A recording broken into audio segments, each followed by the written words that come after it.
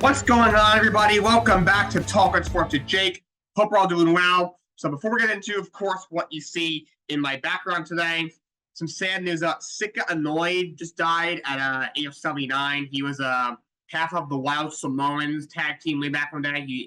He's also the father of Roman Reigns. So some very sad news for the Bloodline family and mainly the Roman Reigns family. That was Roman's father. And one of the all-time greats, so rest in peace to Sika Anoa'i. Let's jump right into the big, huge Woj bomb that dropped last night. Last night, I just finished watching the match. They're about to start the post game. It's probably like, I don't know, 4:10, pushing 10 o'clock at night. And all of a sudden, a Woj bomb dropped that the New York Knicks acquired Mikail Bridges from the Brooklyn Nets.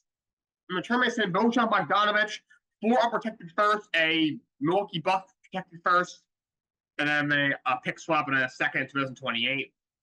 People are freaking out, saying, "Oh, let's give up too much." 4 first rounders plus the Bucks first round, so 5 first rounders for a third option is way too much. It's not worth it. I think this is a good trade for the New York Knicks. Look, you got to remember, building an NBA championship is not, you can't just stack superstars. It's not like other sports, and where you can just throw together a bunch of top players and they'll it's all about fit.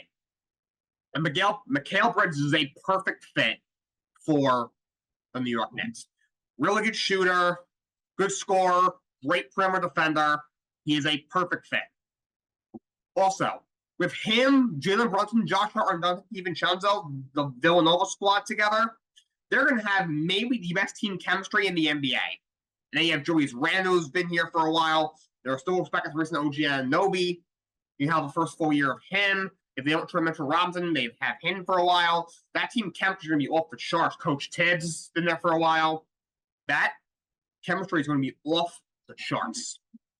So yes, they give up 4 first rounds. Let's break it down. Their first round next year that they give up is not going to be very high. Not that important. And nor will the Bucks first round. Both teams will be at minimum in the conference semifinals. The pick in 27, the Knicks will still be very good in 2027, in 3 years from now. That isn't that big of a deal. Pick in 2029, 2031, who the hell knows? That's in 5 and then 7 years from now. 5 years from now, that could be a championship favorite. They could be in the decline. They could be mediocre. They could be terrible. Who knows? But Knicks are not worried about 5, 6, 7 years from now. They're worried about now and maybe the next year or two. Because the window is now. Championship windows usually are not that wide. You usually don't have a 6, 7 year win a championship. The Knicks have, their team's pretty young. Their star Brunson's still, 26, 27 years old. They're still young enough. But, if they don't have a championship in 5 years, it's a colossal failure. In 3 years, they should have at least a finals appearance. In the next 3 years, they should have a championship in 5. Let's be real here. So, the Knicks cannot be worried about their, the future of their draft capital in 6 years. If they don't have a championship by then, at that point, it's a massive failure. They deserve to get clowned on and blow up the team at that point. So I think it's a very good trade. Yes, 4 unprotected first is a lot for a guy who is a third option on a good team. A guy who has not averaged 20 points a game in a season over a full season. Yes, that's true. In a perfect world, do you maybe give up no more than 3 unprotected firsts? I guess, yeah. But I don't really have a problem with this giving up 4 unprotected first round picks and then a protected first from the Milwaukee Bucks. People say, oh, they ruined their future. Remember, the Knicks still have 2 first round picks this season and still have 5 first rounders over the next 3 years. They still have draft picks. Obviously, they don't have as many picks anymore, but they still have draft picks. It's not a Phoenix Suns situation where they give up every single draft pick they have for the next 6 years. Isn't a situation with the Brooklyn Nets when they trade for James Harden? They give up every single draft pick they have for the next 4, 5, 6 years. This is not like that. It's not like, when the Nets trade for Garnett and Pierce, they give up all their picks for 4 or 5 years. This is not like that. Yes, the Nets gave up 4 unprotected of their first, and the first round they acquired from the Milwaukee Bucks. Who knows when they got that pick? But because of how many picks they've acquired over this rebuild, they still have a decent amount of picks. And also, financially, Bridges is on a very good contract for the next 2 years. He's only making $3 million more than the salary he sent out in Bojan Bogdanovic. He's obviously a major upgrade over Bojan Bogdanovic. I mean, they still have the money to re-sign OG Anunoby, who's obviously a key piece. Saying, oh, we're not going to re-sign him. Bridges is a similar player. Yes, but also think about it this way. If the Knicks were afraid they were going to lose OG Anunoby, they would not trade away 4 first-round draft picks. You'd want to keep those picks. You think, all right, we got to replace him. Let's get as many chances as we got. Leave free and leave the draft. You're not trading away a bunch of picks, even though you're going to lose that guy. If you're losing that guy, you're like, all right, unless they make do something else major, we're taking a massive step. We're probably going to take a step back next year. Probably a pretty massive one. Let's not go all in yet. So I get why people are a little skeptical. Thinking, you get 4 first-round picks for, a superstar like a Kevin Durant or a Devin Booker, like James Harden was in his prime, that kind of guy, a Giannis type of player. But you gotta this guy is such a perfect fit. The Knicks had the ability to, have the ability that other teams don't to give up 3-4 first-round picks for a guy for a all-star-ish player, but maybe not a superstar, and still have draft picks left over. And if the piece is right, is the right fit, and makes them at least a team a lock for the conference finals, which I think this does. I think they're pretty clear cut the second best team in the Eastern Conference. Obviously, we still have to play the games. Health is often something. You got to see what happens. Still free agency and the NBA draft tonight. I'll be doing my mock prep to close out the show a little bit later on today. But overall, I think this is a very good move for the Knicks. In the Nets end, you need to rebuild. You screw yourself over in the Harden, Kyrie, and Durant era. They've tried to recoup some picks. You got a first rounder back for Kyrie Irving. You get back a bunch of picks for Kevin Durant. You get obviously you sent out Mikail, but you get Dorian Finney-Smith, who you get 2 second rounders for eventually, and then Mikail Bridges you got for Durant. You send him out. You get 5 first-round picks. You get 4 unprotected first, plus the unprotected first from the Milwaukee Bucks. They've been able to recoup a lot of the picks that they gave up.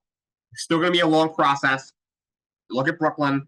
Only piece they already have over there outside of Cam Thomas. If they re-sign Nick Claxton, that could be another guy. There's no whole lot to work with over there. From what I've heard from Brian Windhorst, they're not done. We'll see if they find a way to move Ben Simmons. I'm not sure if anyone would trade for him, but that might be something they have to buy out. I mean, at this point, I think you should just cut the guy. The guy does not belong in the NBA on or off the court.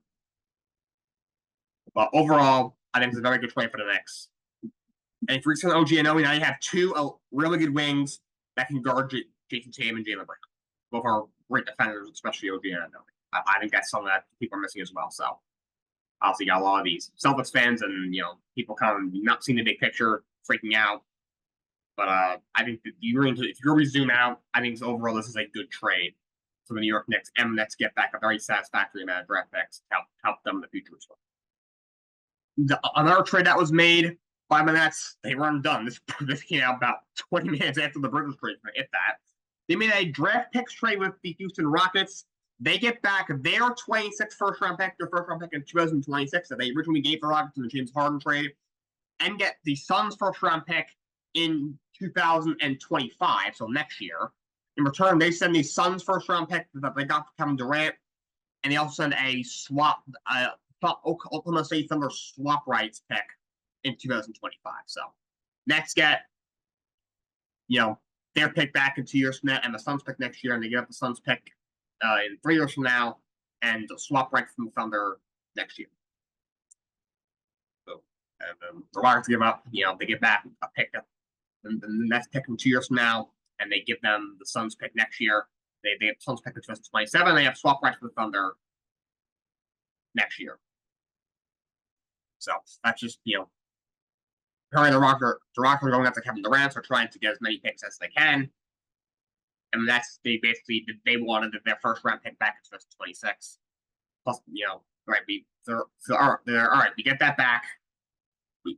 and we get an extra pick next year.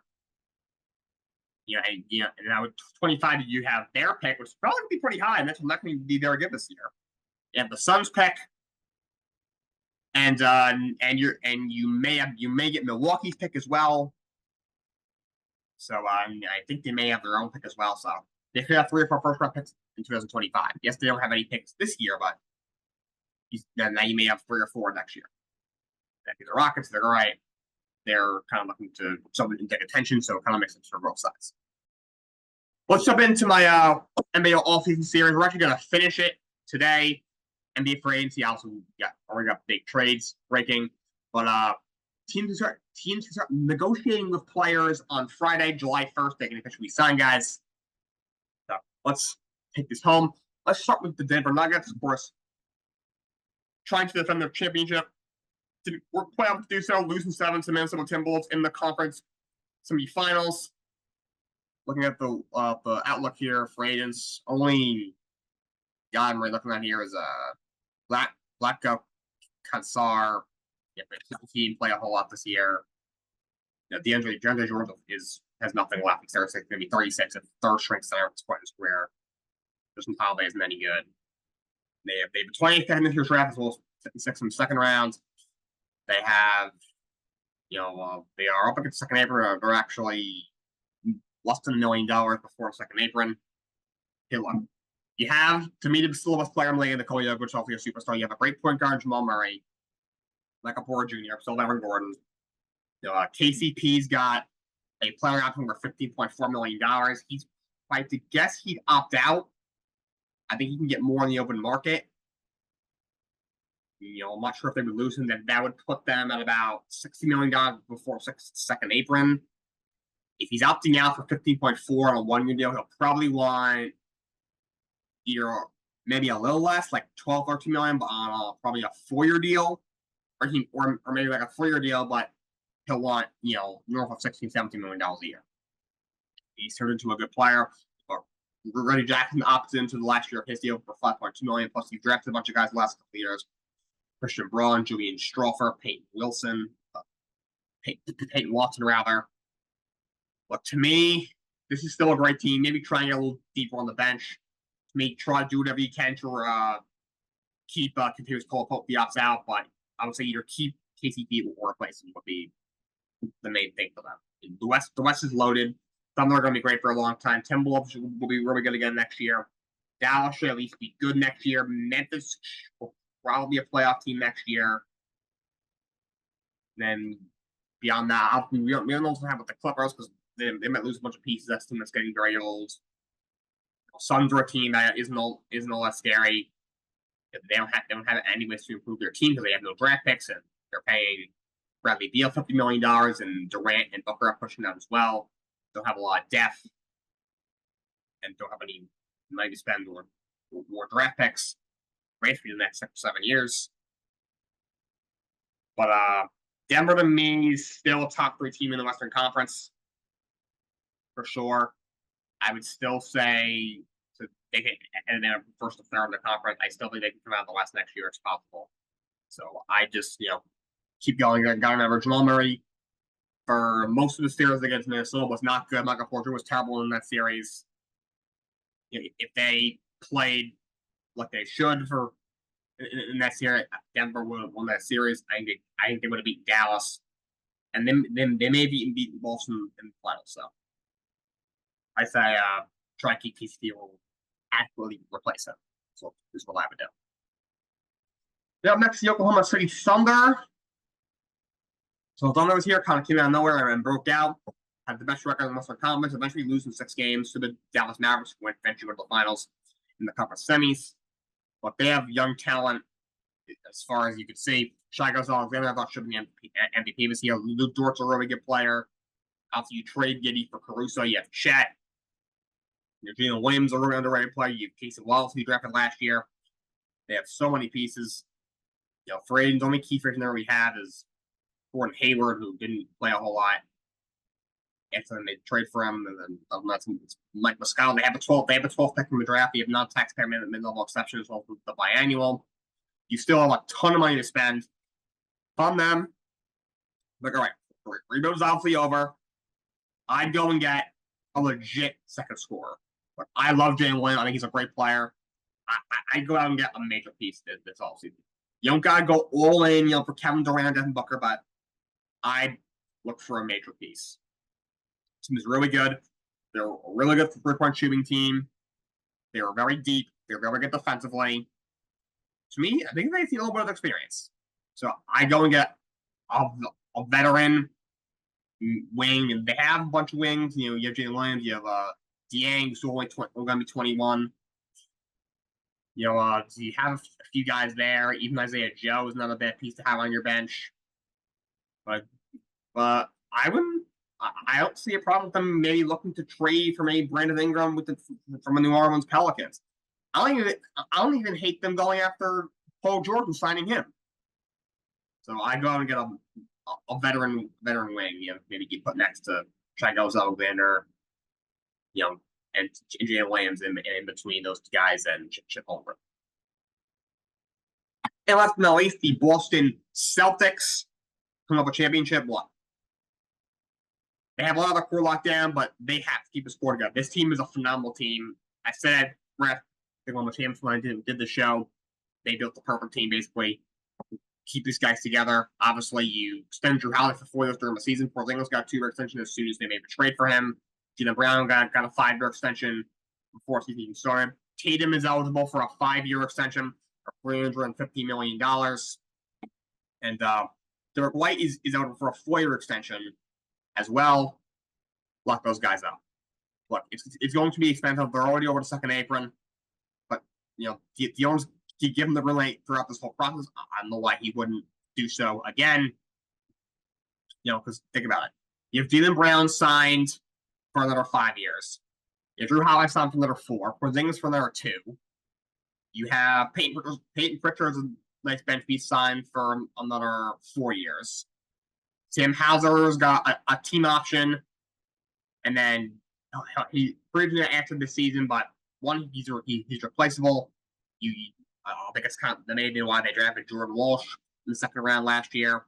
Plus, he'd be affordable to re-sign.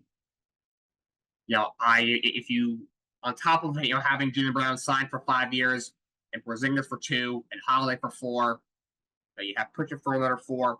Al Horford for at least another year, and he's going to retire. I felt like he has no reason to ever leave the Boston Celtics. He's obviously in his second stint with them. He's been with them now for 3 years. He got his championship after 17 years in the league, which may honestly put him in the Hall of Fame. I'm trying to stack my rings as I can. He's going to be 38, but he's still a good player. He'll always work out something with the Boston Celtics to re-sign on a one-year deal going forward. Not in danger of losing him. Now, if you extend Derek White, now you have Derek White for 4 or 5 years. Now you have Tatum for another 5 years. You think, all right, the only core piece that has free agency even somewhat coming up is Kristaps Porzingis, and that's still another 2 years away. And they won a championship with him not playing a lot in the playoffs. He got hurt in the first round series against Miami, missed a bunch of that series, did not play in the semifinals at all against the Cleveland Cavaliers. They lost 1 game in that series. Not played all in the conference finals against Pacers. They did not a single game in that series, and he didn't play. He missed what in the 5 game against Dallas. He did not play in Game 4.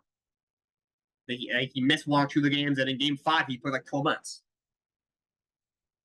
So some didn't need him. So just lock down the score, nobody good shit. But before we go into my NHL all-season series, let's talk about the NHL Hall of Fame class that was just announced. It's headlined by 3 very good players: Jeremy Roenick, Pavel Datsyuk, and Shea Weber. Jeremy Roenick finally gets in. He was a great player for a very long time. He's been waiting far too long to get into the Hall of Fame. He had 53 goals in the 93 year. In the 93, he had a cup in 92 with the Chicago Blackhawks. He played for 20 years. Maybe the Blackhawks also played for the Coyotes. Had over 1,200 points in 1,300 career games. Among any player who's not in the Hall of Fame and was eligible to be in the Hall of Fame, Jeremy Roenick had the most points of any of them. Definitely deserves to be in the Hall of Fame. Obviously, yeah, that same as the '92 Stanley Cup. Then followed up with a 3-goal season. Was a great player. He gets in. Pavel Datsyuk played for the Detroit Red Wings for a very long time. He won. He's a 3-time Selke award winner. He's one of the best two-way players ever, at least in Red Wings history. And he ends up winning 918 career points. He won 2 Stanley Cups with the Detroit Red Wings. He won a gold medal in the Olympics with the Russian team, 2018. He ended up finishing his career there in the KHL, where he won a cup there in 2017. The guy's an all-time great player. Then Shed Weber gets in. He won the horror shot contest in the NHL skills all-star stuff 4 times. He also had that blistering slap shot. He was one of the best offensive defensemen in the league for 16 years in the league, including national players in Montreal Canadiens. Fortunately, injuries cut his career a little bit short in 2021, but still had 443 points in 763 games as a defenseman. Phenomenal player. And he also gets into the Hall of Fame. You had a couple of women's players who got in as well. And then you had a couple of guys who got in as executives. David Poile, longtime general manager. He was with the Capitals for 15 years. Then in 1987, he took over for a new team, which was Nashville Predators. He was general manager of the year in 2017 when he made the big trade to get Ryan Johansson and PK Subban, which helped the Predators get to the Stanley Cup final in 2017. He helped the U.S. national teams for the Worlds and for the Olympics. One of the greatest teams in enter history. He gets into the Hall of Fame. Also, Colin Campbell got into the Hall of Fame. He played for 11 years from 74 to 85. And was an assistant coach for the Rangers when they won the Cup in 1994. Then became their head coach for the next 4 years and became an executive in the NHL in 1998. Did that for a while. And he's currently the director of hockey operations for the NHL. He's been in some part of the NFL, the NHL rather, since 1974. That's 50 years ago. He's been a big part of the NHL for 50 years, 5-0, and he's now in the Hall of Fame. All right, let's do the NHL all-season series. I'm planning on finishing that up probably on Friday. I don't think I'm going to do a podcast tomorrow because I'm working until 3 o'clock in the afternoon. That won't be super ideal. Friday, you will see me again. Well, let's start. We're going to go through every team that didn't make the playoffs in the Western Conference, and then we'll end with the Vegas Golden Knights, who were the last team in for the Western Conference playoffs. Start with the Chicago Blackhawks. So they got a lot of cap space, $13.4 million in cap space available. They probably use another goaltender. Their only starting cap goal they have is Peter Mrazek, who's going to be 32 years old. Move her up as a backup. You have some pieces. Seth Jones is a very good defenseman. Taylor Hall still a pretty good player. They could probably get a little younger. They're kind of old for a team that's in a giant rebuild. Seth Jones is going to be 30. Taylor Hall's going to be 33. The next three is going to be 37. Cunningham going to be 31. Peter Mrazek is going to be 32. Jason Dickens going to be 30. And Avenatti is going to be 30. Obviously, you have Connor Bedard, who's one rookie of the year. He's only going to be 19 still.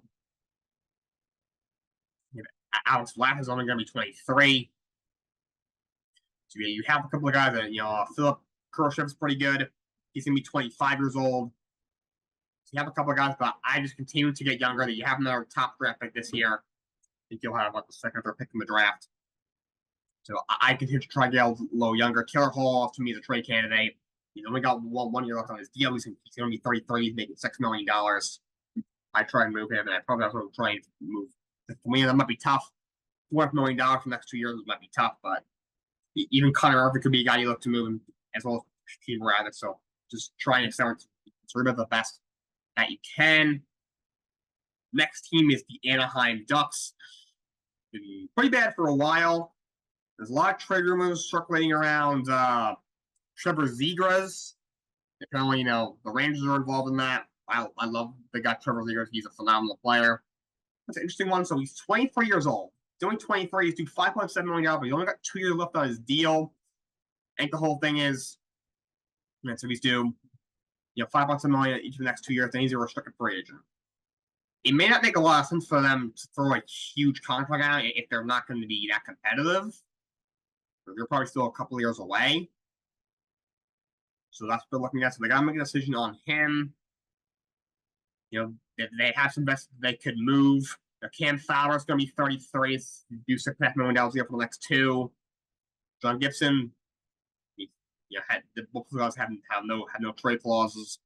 Gibson's do $6.4 million for each of the next 3 years. Alex Killorn's at $6.2 for each of the next 3. He's going to be 35. Ryan Sherman's $5 million per year for the next 3. He's going to be 31. Reco Gudas has $4 million a year left, but on the next 2, he's going to be 34. Frank Petrano, so $3.6 million expiring salary is going to be 30. So Anaheim has a lot of pieces that they could move. You have a really good young player in Troy Terry's only going to be 27. He's a great player. Obviously, make a decision on Trevor Zegras. I'd probably keep. They can cover Golfia should get a look now. So it's only going to be 21. You got him in the trade at the deadline, but they got to make a decision on Trevor Zegras. Whether we're going to trade him or we're going to lock him up and build around it. Up next is the Utah Hockey Club. Of course, formerly known as the Arizona Coyotes. But they're a disaster. They're paying Shivver $7.8 million next year. He hasn't. I just went over. He was inducted into the Hall of Fame. He hasn't played in 3 years. Meanwhile, he's got $7.8 million each of the next 2 years left on his deal. They have to buy him out, I would think. They have the most cap. They have the most cap in the league of over $43 million. To me, they should just completely start over. All of them should go. Clayton Keller got $7.1 million in the next 4 years. Move him. I don't see a single guy on this roster you should keep. Maybe Logan Cooley. He's only 20 years old. Other than that, all these guys. Kerfoot. He's got another year at $3.5 million. He's 30. Move him. He has no trade clause, but if I'm not going to Kerfoot and they say, "Oh yeah, we're trading to a contender." Okay, see ya, bye. Nick Schmaltz got $5.8 million left in each of the next 2 years. Move. Just blow this team up. It's long overdue. Up next is the Seattle Kraken. Kraken, of course, they're a much newer team. They've only been in the league for 3 years. Their first year, they were second worst team in the West 2 years ago. They make the playoffs, and they shockingly beat the defending champs, Colorado Avalanche, in the first round of the playoffs. Last year took a step back, missed the playoffs, but they make a coaching change. They got to get better offensively. I like the core defenseman they have. Vince Dunn is really good. Jamie Okosiak, I think is his name. He's pretty good. I have Larson is solid. Jumlin's pretty good. They got to get better offensively. I like Oliver Bjorkstrand. He's good. Jaden Schwartz is pretty good. I like Burakovsky. He's a solid player. Yanni Gord's really good. They need to add another really good goal scorer to maybe one more solid defenseman. You have a good goalie in Philip Grubauer. Cap space wise, they have $28.4 million, so a decent amount.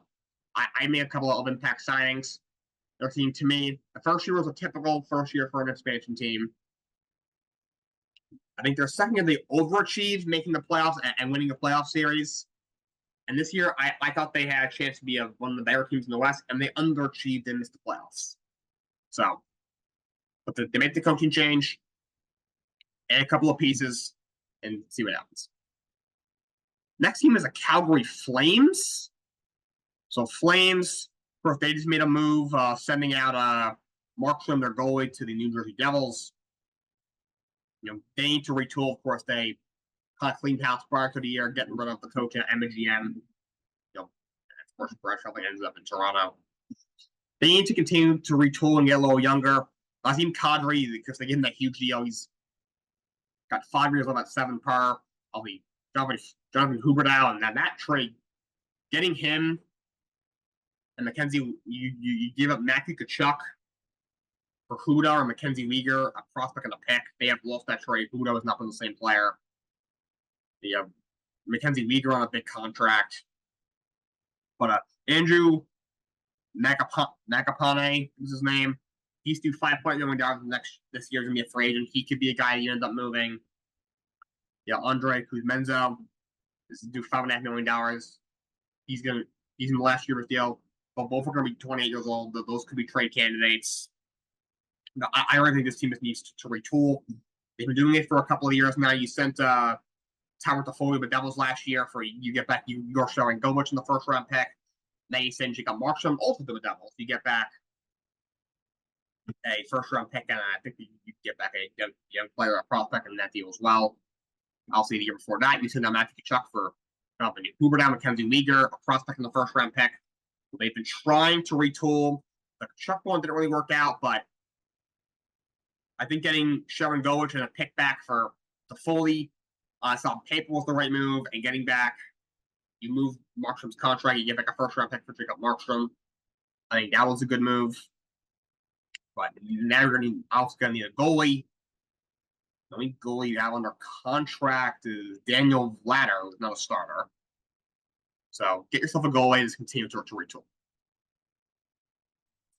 Next up is the Minnesota Wild. So Wild, to me, they always find a way to be mediocre.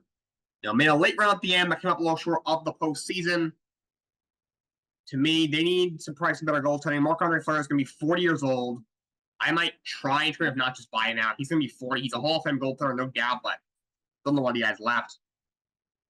They have they have a couple old guys. Phil Gustafson's pretty good, but probably get another goalie. You have some young pieces I like. Curly Kaprizov's a great player. Matthew Boldy's really good. Joel Ericsson's a very good player. This team is also just kind of getting old. Trevor Spurgeon's a great defenseman, but he's going to be 35. Joe Spurgeon's going to be 31. Matt Zuccarello's going to be 37. I remember he was a top player on the Rangers. Marcus Fleury's going to be 33, right? He's going to be 30. Marc-Andre Fleury's going to be 40. Frederick Gaudreau's going to be 31. Mark Hansen's going to be 34. His team is just old. Like a lot of teams, they have to get younger. Up next to St. Louis Blues. The Blues, of course, their Stanley Cup seems very far away now from 5 years ago. They fired Craig Berube mid-season.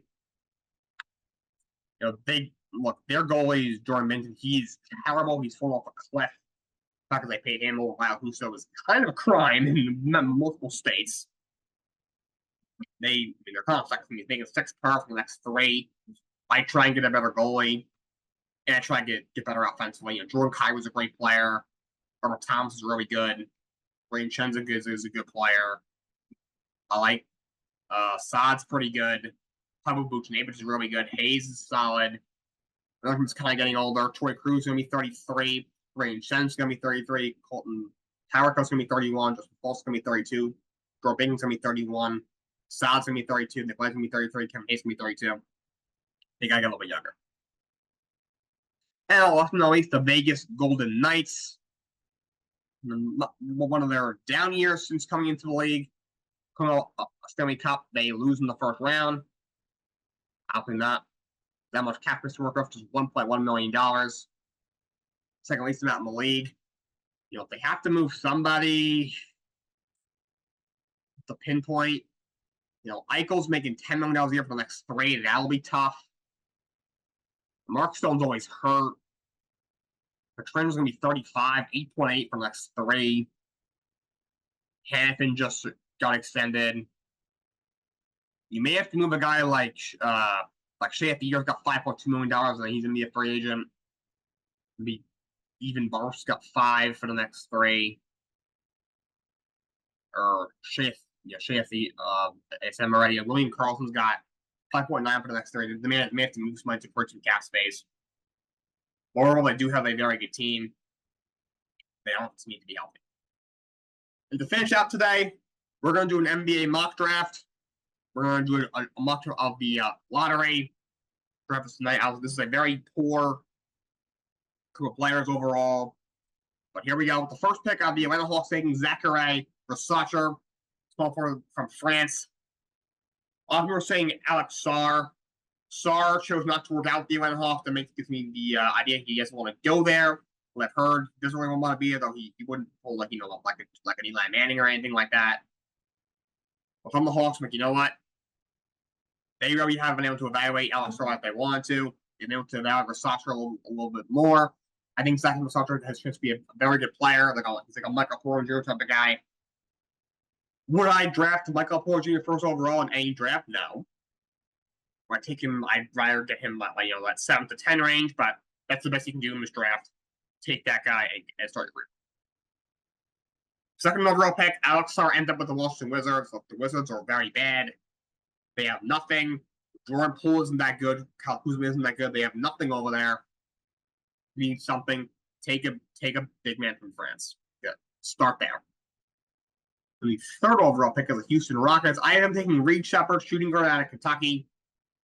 Look, this in a lot of other he'd probably like the 15th pick, but you gotta work with what you got. The Rockets have a lot of young talent. You have a good amount of wings. Damon Thompson, he is definitely one of the guys you drafted last year. You have King Whitmore's another wing you have. Plus you have a veteran Dylan Brooks. You have a lot of bigs as well. You have Alfred Şengün obviously is one of the 6 guys. You have Jack Landale. Jabari Smith is a recent pick. He's a power forward. For guards, that's how Jalen Green and then Fred VanVleet will go a little bit over. Not a whole lot of other guards, so take Reed Sheppard. The fourth overall pick is the San Antonio Spurs. I am taking Stephon Castle, point guard out of UConn. They've been linked to him for a while. I seem to really like him. I think he's a very good point guard. He's a very good player. Spurs take him. They need a really good young point guard to bounce off of Victor Wembanyama. I said during Miami offseason series, they got to kind of build their team like with the Denver Nuggets because they're building around a 7-foot big, like the Nuggets are with Nikola Jokic and the Spurs and Victor Wembanyama. So you already kind of had your Michael Porter Jr. piece in Devin Vassell. Don't we have the Jamal Murray? See if Stephon Castle is that kind of guy. The fifth overall pick, the Detroit Pistons. I am taking Matas Buzelis at the G League Ignite. Hearing a lot about this guy, I think he's a good player. Pistons don't have a lot to work with. You have a really good young guard in Kate Cunningham. Not really sure what Jaden Ivey is yet. Durham's a really good young big. Other than that, also Thompson, we don't know what he is yet.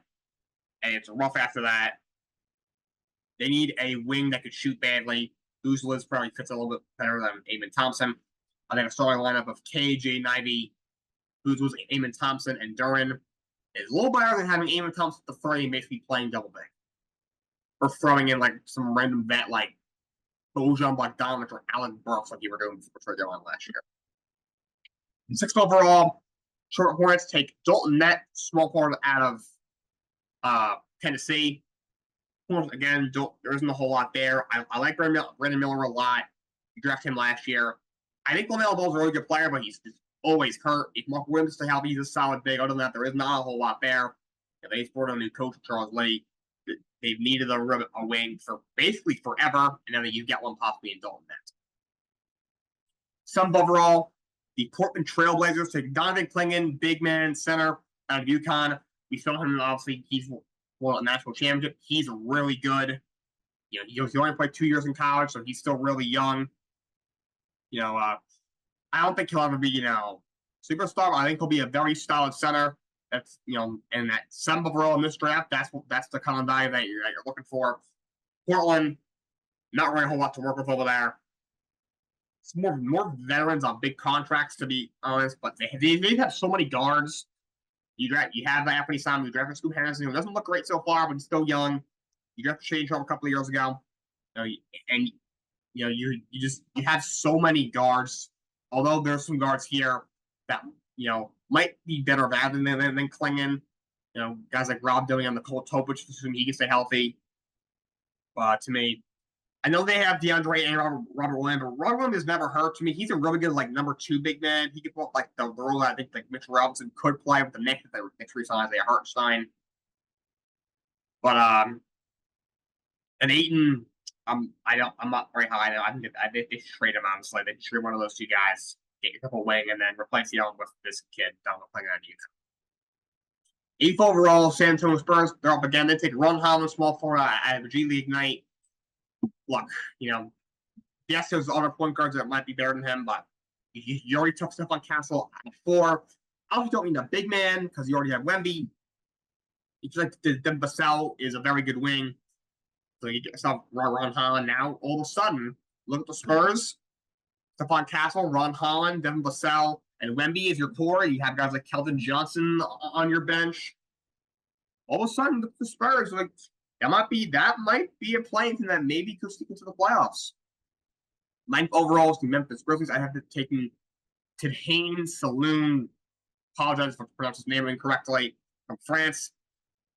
Look, again, Rob Dillingham and Nick October sitting right there, but they already have Joe Morant. You're not taking another point guard. You have a sharpshooter in Desmond Bane. You have an ace defender big in Jaren Jackson.